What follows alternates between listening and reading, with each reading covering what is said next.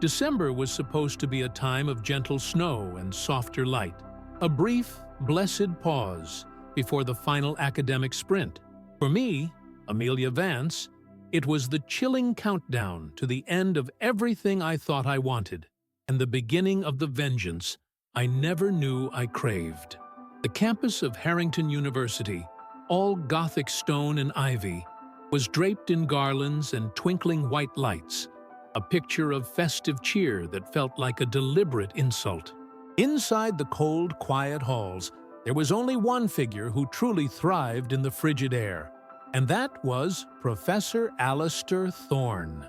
Thorne was a titan in the world of Byzantine history, charismatic, brilliant, and utterly ruthless. To the academic community, he was a star. To me, he was the architect of my silent agony. I was his research assistant. Not just any assistant, but the invisible engine that ran his celebrated, seemingly flawless life. I corrected his papers, synthesized his data, ghost-wrote his conference speeches, and, worst of all, worked tirelessly on the manuscript for his next book, the one he promised would secure his promotion to the endowed chair. All this for a meager stipend and the distant, ever-receding promise of his mentorship. Thorne was a master manipulator, cloaking his demands in a sheen of academic urgency. He specialized in finding ambitious, desperate students and feeding them crumbs of praise while starving them of recognition. He knew my dream, a fully funded PhD program in Florence. He knew my weakness, the desperate need for his powerful letter of recommendation, and he wielded both like a whip. The true context of my suffering was the knowledge I carried, a secret so profound it felt like a costume I had to wear every hour. I was Amelia Vance, yes, the struggling history student, but I was also Amelia Thorne, Alistair's niece, the only living relative of his estranged, impossibly wealthy brother. My family's fortune, built on generations of global finance, was legendary. My father, fearing I would become a target or a spoiled academic dropout, had insisted I pursue my education completely anonymously, cutting off all financial support save for a trust fund I couldn't access until I turned 25, which was coming up on January 1st, New Year's Day. Thorne knew I was his niece, of course, but he believed the myth that I was cut off, destitute, and completely under his thumb, desperate for his influence. He saw my hidden status not as a threat, but as the ultimate vulnerability. The real tipping point, the insult that ignited the fuse, happened on December 15th. Everyone was preparing to leave campus for Christmas break. The library smelled of pine and desperation. Thorne summoned me to his office, a plush den of leather and old books, just as I was finalizing my own thesis proposal. "Amelia," he purred, leaning back in his chair, a man utterly convinced of his own importance. "A minor catastrophe. The Historical Review wants my final submission for the quarterly essay before January 1st. You know how critical this piece is to the chair promotion. It's simply too important for me to rush." I stared at the thick stack of notes on his desk. It was his Christmas work, an entirely new research essay, dense and complex, that he hadn't even started. "Professor," I said, my voice dangerously even, "that's 2 weeks. I have my own finals, and the ethics board deadline for my proposal is—" He cut me off with a wave of his hand, dismissing my academic life as irrelevant noise. "Nonsense, Amelia. Sacrifice is required for greatness. Consider this a personalized, intensive mentorship session. You will synthesize the data, draft the introduction and conclusion, and compile the bibliography. The final draft is due to me on the morning of Christmas Eve. You can send it remotely. I trust you won't ruin my holiday." He didn't ask. He commanded. The humiliation was a physical ache in my chest. He wasn't just stealing my break, he was stealing my intellectual bandwidth, forcing me to produce his key work while sacrificing my own progress. His gaze held a cold, predatory triumph, the look of a man who knew he could take anything he wanted, simply because he could. "If you manage to secure my promotion," he added, a saccharine smile stretching across his face, "I'm sure I can find some exceptional words for your recommendation letter. Perhaps I'll even mention your unparalleled commitment." I swallowed the bile rising in my throat. Unparalleled commitment? No, this was unparalleled theft. This was the moment the struggling student died, and the meticulous strategist was born. I spent the next 9 days in a blur of caffeine and cold fury, crafting his essay, weaving the historical narrative with a mastery he only pretended to possess. I sacrificed sleep, skipped my family's traditional early Christmas gathering, and watched the festive cheer outside my window blur into meaningless color. But as I wrote, a silent, chilling plan began to form, utilizing the very tools he forced me to master. Every word I wrote for his essay was a weapon. Every note I compiled for his research was evidence. He demanded my labor for his Christmas gain. I would deliver his ruin for my New Year's triumph. On Christmas Eve, I hit send on the final flawless draft of his essay, the one he would confidently submit under his name. I felt an eerie calm. I had given him what he wanted, but I had also left a signature, a piece of code hidden deep within the structure of the work, a tiny, invisible thread connecting his theft directly to my identity. The stage was set. The academic tyrant, basking in the glory of my uncredited work, was completely unaware that his downfall was already packaged, sealed, and set to detonate the moment the new year and my new identity dawned. He was celebrating Christmas with his colleagues, enjoying the praise for work he hadn't lifted a finger to complete. I was celebrating the quiet precision of my coming strike. New Year's Day was less than a week away, my 25th birthday, the day the trust fund opened, the day Amelia Vance, the struggling assistant, would become Amelia Thorne, the untouchable heiress and the executioner of Professor Alistair Thorne's career. The irony was exquisite. The days between Christmas and New Year's were a deceptive quiet, the eye of the academic storm. Professor Thorne, basking in the perceived victory of his submission, had left me only one final task: to organize his entire digital archive for the coming spring audit. He saw it as mindless, clerical work, a way to keep his assistant busy and out of sight. I saw it as access, unrestricted, unfiltered, and deeply incriminating access. The humiliation of writing his Christmas essay had morphed into a chilling focus. Every document I handled, every obscure memo I categorized, became a potential piece of leverage. I was no longer a victim. I was an archivist of his sins, preparing the indictment. Thorne had always been cavalier with his professional ethics, confident that his prestige and networking shielded him. He often spoke of the unwritten rules of academia, which, in his mind, meant the powerful could take whatever they needed from the vulnerable. My task of archiving his files led me down a digital rabbit hole of his past research assistants, a chilling pattern of exploitation stretching back nearly a decade. There was Dr. Chen, whose foundational work on maritime trade routes was absorbed into Thorne's award-winning monograph without a footnote. There was Sarah Jenkins, a bright undergraduate whose primary source translations were used verbatim in a prestigious lecture series, credited simply as anonymous student input.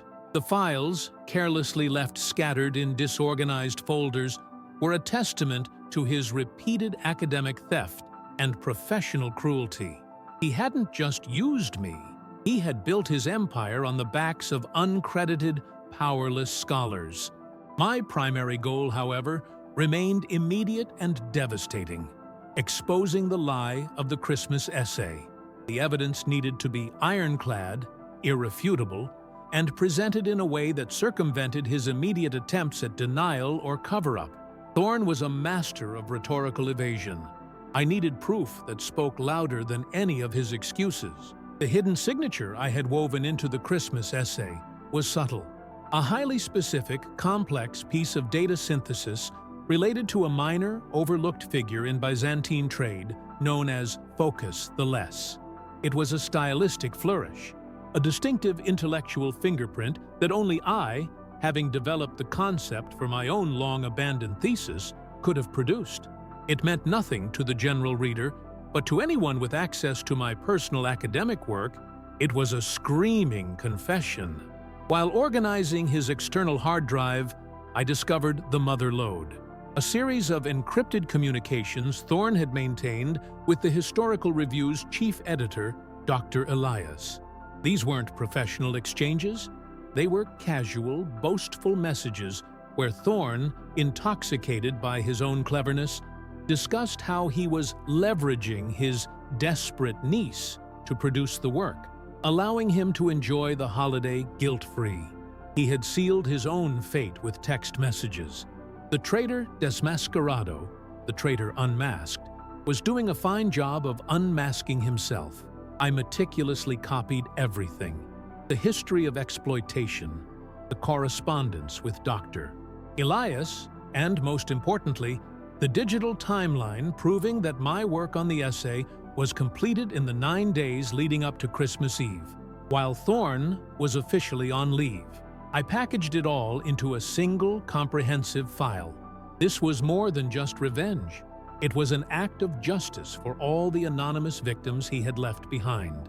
The final piece of the puzzle was the stage. Every year, on New Year's Eve, Harrington University hosted the Chancellor's Gala, a ridiculously formal, high-stakes event where tenure decisions were whispered over champagne and professional futures were made or broken.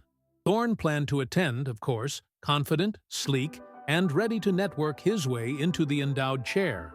He had even instructed me to purchase and press his tuxedo, another small, pointless act of servitude I performed with cold precision. I had originally planned to spend New Year's Eve alone, waiting for the clock to strike midnight and grant me access to my fortune. But the gala provided the ideal stage for the public humiliation I now realized was necessary. Thorne deserved not just removal, but a spectacle. Late on December 30th, the day before the gala, Thorne called me from a ski resort, his voice annoyingly cheerful. "Amelia, darling, just confirming the final details for the gala. Be a dear and ensure the presentation materials for my talk next week. The ones referencing the Byzantine trade routes, of course, are on the main server.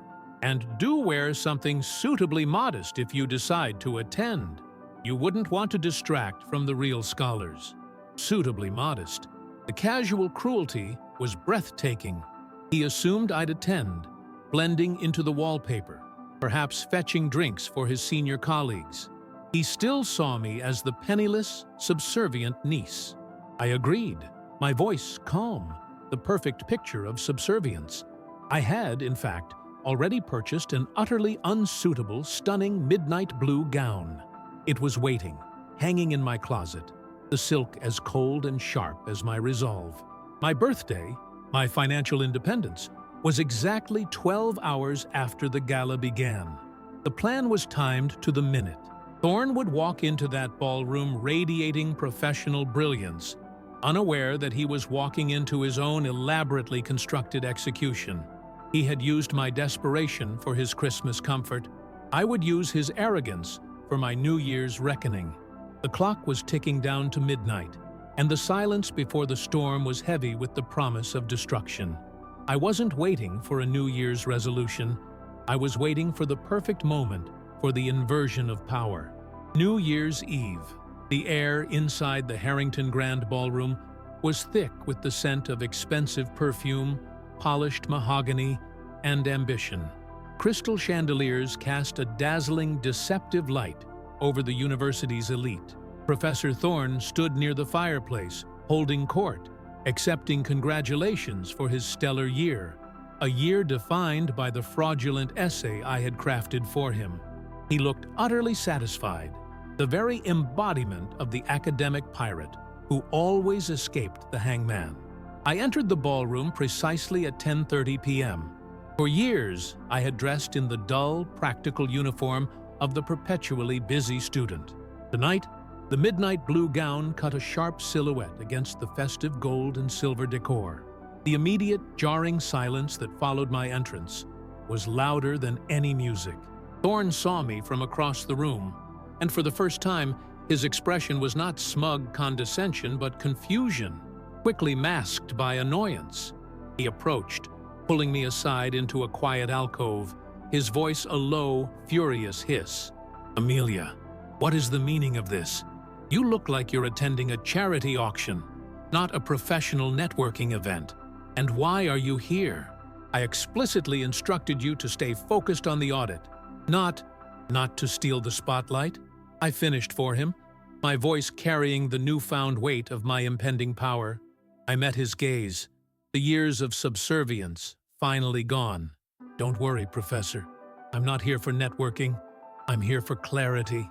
The Chancellor, a woman known for her icy professionalism, was preparing to give her annual toast just before midnight. The entire ballroom hushed, turning their attention to the main stage. Thorne, still gripping my arm, was agitated, sensing the shift in my demeanor but completely missing the danger. "Clarity is simple, Amelia," he snarled. "The promotion is mine. You'll get your letter. Now, go home." "Oh, I think I'll wait for the new year," I murmured, glancing at the antique clock on the wall. 11:45 p.m. The clock hands were my only countdown.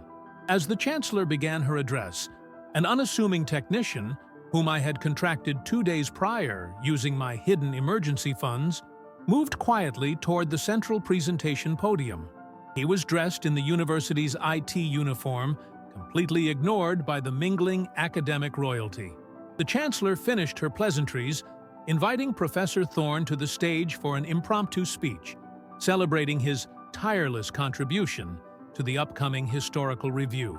Thorne beamed, adjusting his tuxedo, striding up the steps to accept his glory. He stood at the podium, basking in the applause, ready to accept the adulation for my Christmas labor. He cleared his throat. "Friends, colleagues, this year has been one of exceptional rigor and extraordinary results. My recent essay, particularly the section on the complex trade politics of focus the less, that was my cue." As he spoke the final words, the massive projection screen behind him, intended for the subsequent New Year's countdown graphic, flickered. The vibrant, festive graphics vanished, replaced by a simple, stark white text document. The room, already quiet, fell into an absolute, breathless silence. The document displayed was the confidential email correspondence between Professor Thorne and Dr. Elias, the editor. The very first line, magnified 10 times on the screen, read, "Elias, glad you liked the draft. My desperate niece, Amelia, is doing all the heavy lifting this week, leaving me free for the holidays. She's surprisingly good at synthesis when motivated by fear of failure. Send the proofs to my home address." Gasps echoed through the room.